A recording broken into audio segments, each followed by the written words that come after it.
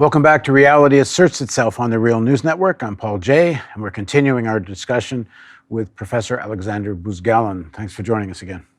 I should say we're in New York City. Yes, this is true. not our normal I'm studio. very glad to be here, yes, and to talk with you. One more time, Professor Buzgalin teaches political economy and is director of the Center for Modern Marxist Studies at Moscow State University. So we got ourselves up to, you're now on a central committee in your early 30s. And Soviet Union is nearly collapsed, yes. And they're blaming you for it.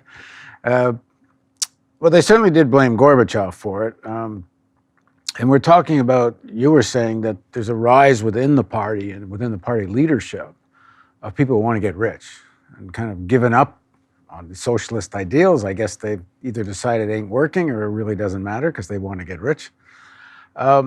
And while the internal factors may have been the most important, the Americans are very active in all this. Their dream is to bring down the Soviet Union. Talk about that period, and you have a very unique viewpoint being on the Central Committee. So first of all, it was a really extremely contradictory situation because from one hand, we had the growth of social creativity from below. We had the first attempts to build self-management in the enterprises, and the most active were people in big scientific production complexes. We had in Soviet Union like corporations where we had research centers, production, social infrastructure, and so on. And typically these groups, these quasi-corporations had very skilled people, and they had big intentions, and it was the all Soviet Union Council of Workers Collectives, very interesting structure. And the last Congress with 1,000 delegates where we participated was very strong and important, and it's not well-known part of the story of the Soviet Union.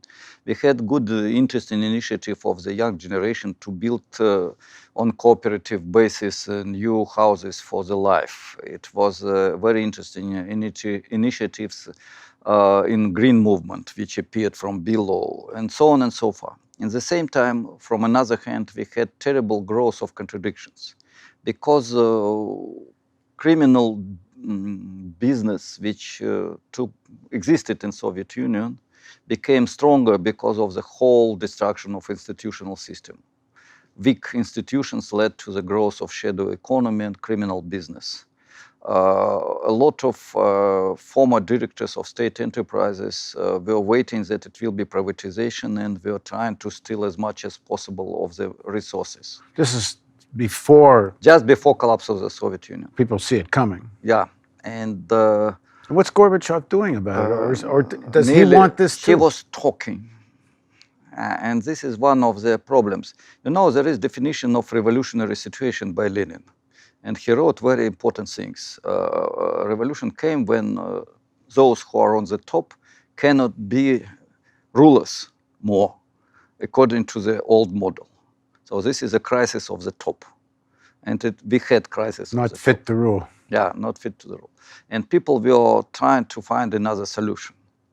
And what is important, we had a lot of myths created with assistance of the West, but not by the West. One of them was myth about market. And market for majority of Soviet people was associated with supermarket where there are a lot of commodities. It was the strikes of the miners, a very interesting initiative from below of the people who wanted to change the situation. I participated in their Congress. And the leader of the miners' strike said, we want to have capitalism, where all factories will belong to the workers, but not to the party nomenclatura. We want to have capitalism, where we will have a lot of resources to buy whatever we want.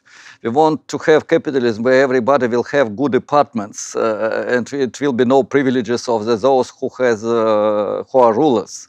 So we want to have capitalism where workers will decide what to do. They want to have capitalism without capitalists. Yeah, without capitalists, without unemployment, without social stratification, and so on. It was illusion. And unfortunately, it was created by many contradictions inside Soviet Union, which we discussed before. And main contradiction was interconnected with concentration of the power in the hands of bureaucracy, undermining of social creativity of the masses, and attempt to build consumer society, conformist society. Socialism cannot be conformist consumer society. Socialism must move in the direction of self-organization, social creativity, anti-conformism, if you want. It should be disalienation, but not conservation of alienation in consumer form, in consumerist form. I'm sorry for this professor's language, but I cannot express this in other terms. So that's why we had the internal contradictions as main factor of self-destruction of this system. And we had chances for the changes, but here a subjective factor could play decisive role. How do you get to a point after years of bureaucratization, but something new enters the picture? Because it's not just bureaucratized, some mutation socialism. Now people want to get rich. And now people within the party leadership and sections of the enterprises, within the elite, people have said, okay, enough. Now we just want to cash in. How do you get to that? You already gave the answer. So I can say yes, you are right. And it was predictable. In the beginning of Soviet Union, in writings of different people, from Mensheviks to Leo Trotsky, was made prognosis that if bureaucracy will have more and more power and the control from below will be weak and social creativity will go down, the transformation of bureaucracy will be inevitable. They will have intention to transform themselves into the class of private owners who has both political power and economic power and no limitation, no frameworks. Because even in bureaucratic period, in Brezhnev period of Soviet Union, officials on the top had the relatively small privileges. They had a lot of limits for their power, and they had strong rules of the game. So, and the new generation who came, they wanted to have the same living standards as billionaires, as presidents and leaders of bourgeois countries. And that was main reason. Plus, as I said, decline, degradation of social creativity led to the consumerism and conformism of majority of Soviet people.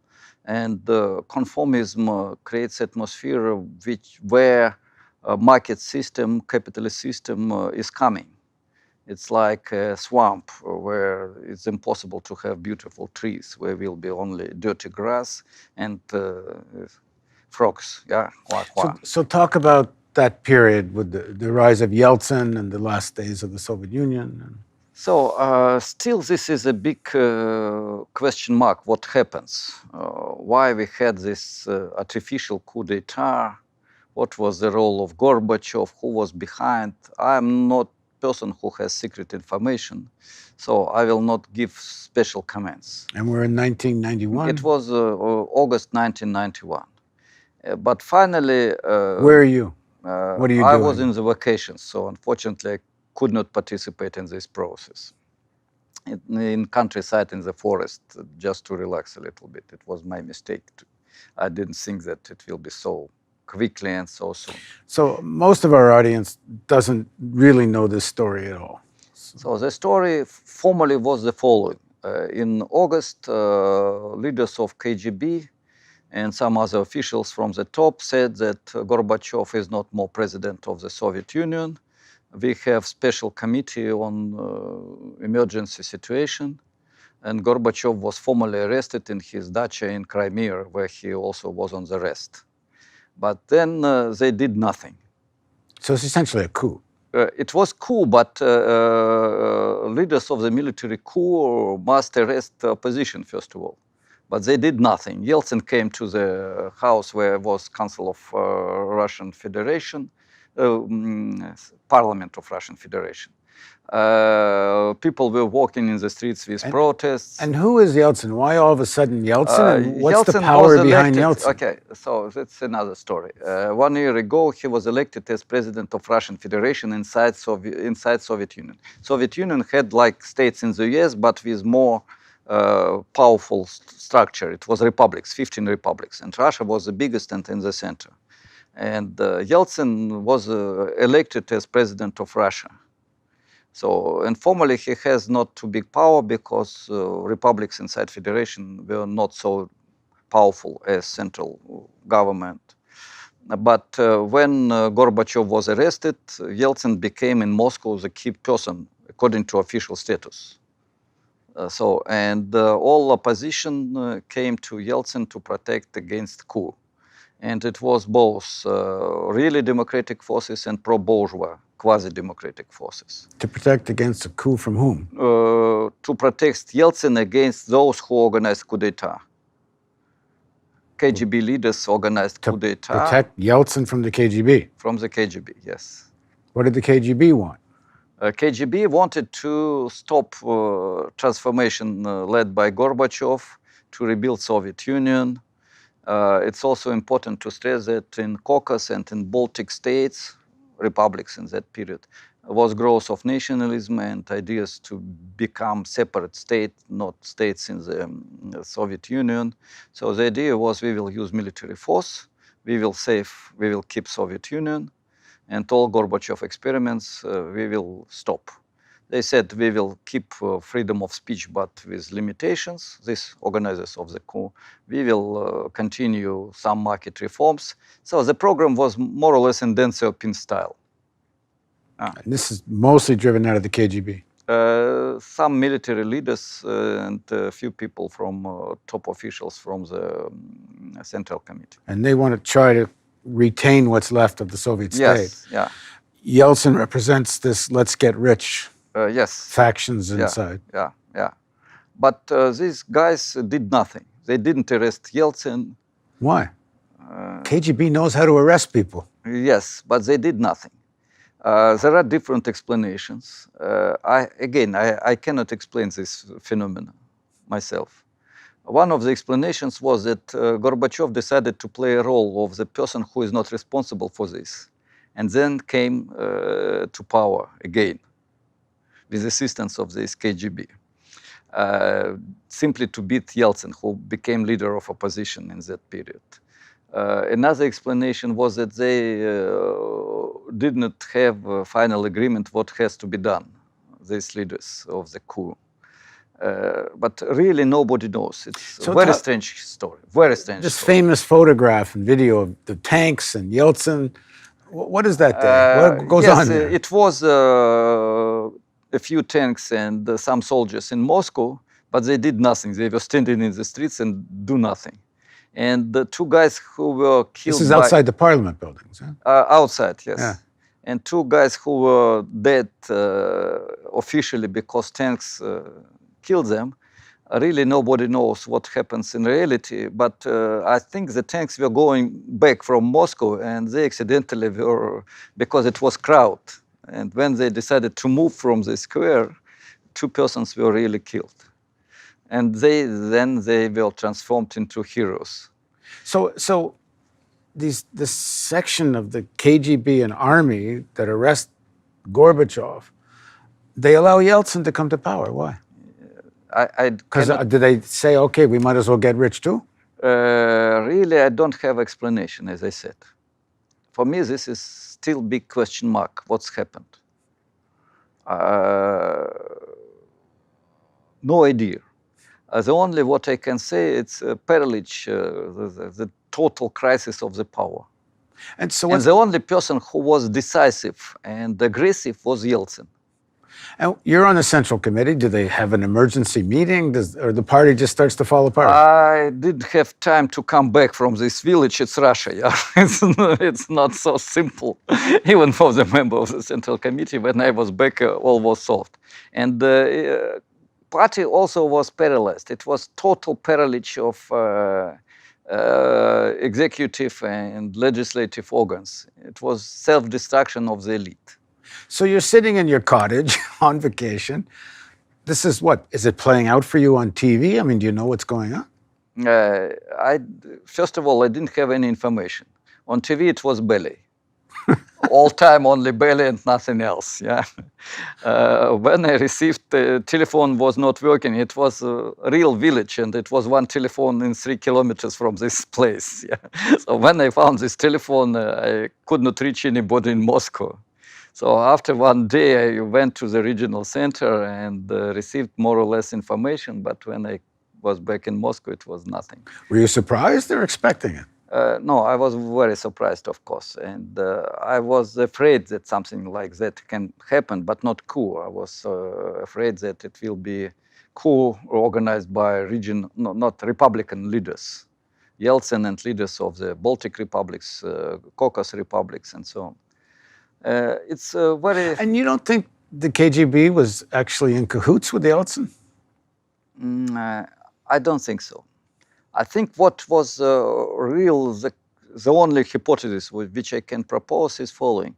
It was informal, indirect, not final agreement with Gorbachev.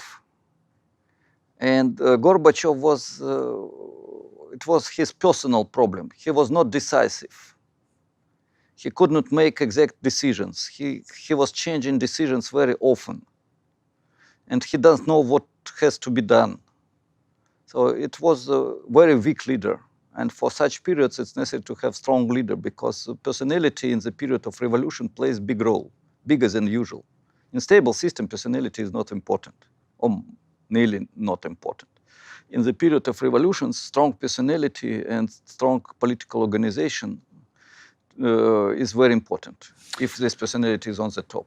All right, well, in the next segment, we'll pick up, you come back from vacation, and it's a whole new, and it ain't the Soviet Union, it's Russia. The Soviet Union is absent, Communist Party is absent, and the situation is completely new, yes. All right, so join us for the next segment of our interview with Professor Buzgalin on the Real News Network.